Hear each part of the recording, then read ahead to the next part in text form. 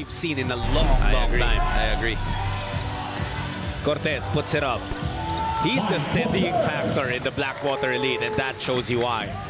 Alam mo, nakakatuwa. Nakausap ko kanina si Mike Cortez. We actually had a reunion. Hustle and yung intensity of trying to get those rebounds.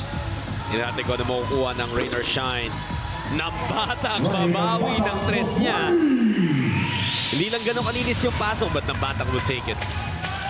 Well, if you have a few seconds left on the clock.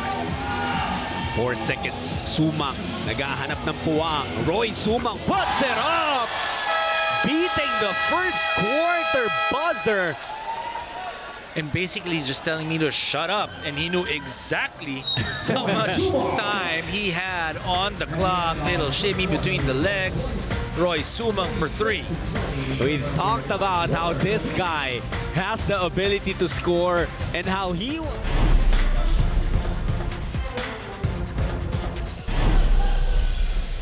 Sumang will fire away, straight away 3.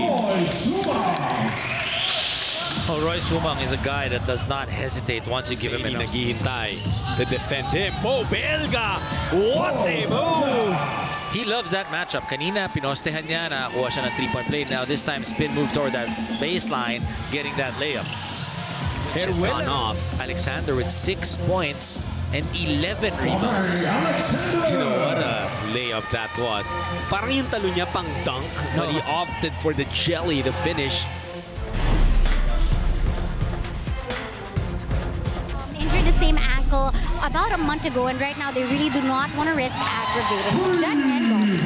Well, yeah, you know, it might be safe to allow Maliksi to rest, especially when Parks is catching fire again, just as he did back in the first quarter. Ponferrada has to go.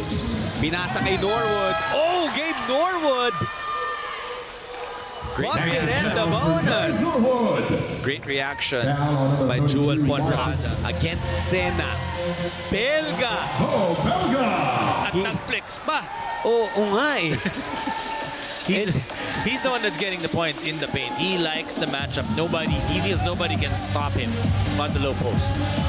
Pwedeng points in the paint, pwedeng 6 out of 13. They had 7 assists. Remember all of those 3-point shots with Mike Cortez, with Ray Parks, lahat yun galing sa pasa eh. Yung hindi pumasok na 3-point shot, di ba yung heat check ni Ray Parks? So when you move that ball, good ball movement, you have better looks, you have a better chance of making the shot. Alexander fires a 3-pointer. Oh! Money on the 3! Nobody expected that. Not even Alexander, I think. But it was important. You can say it. I'm afraid he might get mad. But 2 big shots, Doc, para sa rain or shine. Yung 3 ni Alexander, tapos eto namang 2 mula kay Nambatag. So, 5-point. Nambatag, thought about it. Bigay kay Borboran. Wow! Even those shots na halos ibinato na lang. Halos tinapik na lang, papunta sa ring, pumapasok pa rin for rain or shine. Ang hirap para sa Blackwater nung offensiva nila. They're turning the ball over early and it hasn't really been all that difficult.